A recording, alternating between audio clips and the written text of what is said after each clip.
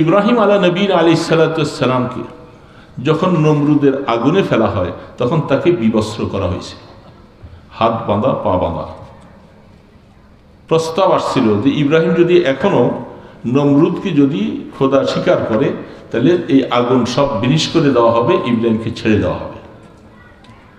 ইব্রাহিম আলাইহিস সালাম বলে, নাফরমান নমরুদ কাফের, কি বলতেছ? আমি আগুনে জ্বলে যাব এর ভয়ে আমি তোমাকে খোদা স্বীকার করব?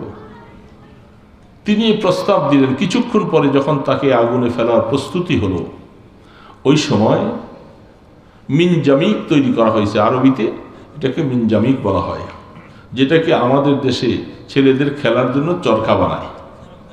চরক গাছ আছে না,